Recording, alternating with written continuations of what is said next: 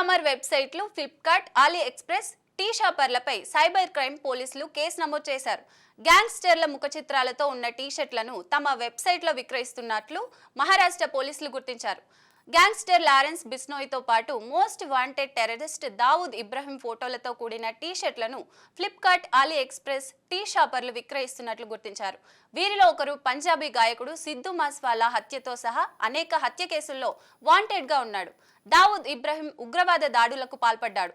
పెద్దలతో పాటు చిన్నపిల్లల సైజుల్లో కూడా ఈ టీషర్ట్లను అందుబాటులో ఉంచడం గమనార్హం. ఈ ఉత్పత్తులు నేరపూరిత జీవశైలిని ప్రోత్సహిస్తాయని, యువతపై ప్రతికూల ప్రభావం చూపుతాయని పోలీస్ వర్గాలు పేర్కొన్నారు. ఇటువంటి చర్యలు సామాజిక విలువలను క్షీణింపజేయడమే కాకుండా తీవ్రమైన నేరాలను సైతం చిన్నదిగా చూపించే ప్రమాదం కలిగి ఉంది. చట్టవిరుద్ధమైన కార్యకలాపాలను గ్లామరైజ్ చేసే ప్రమాదకరమైన మెసేజ్ను యువతకు పంపుతుంది. వ్యాపారం పేరుతో హింసను హీరోయిజంగా చూపిస్తున్నట్లు మహారాష్ట్ర పోలీసులు తెలిపారు. ఈ వెబ్సైట్ సంస్థలపై పలు సెక్షన్ల కింద ఎఫ్ఐఆర్లు దాఖలు చేసినట్లు వారు తెలిపారు.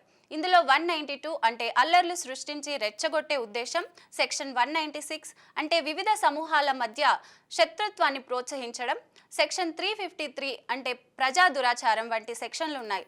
దీనిపై స్పందించిన సంస్థ పొరపాటును సరిదిద్దుకుంటామని వివరణ ఇచ్చింది.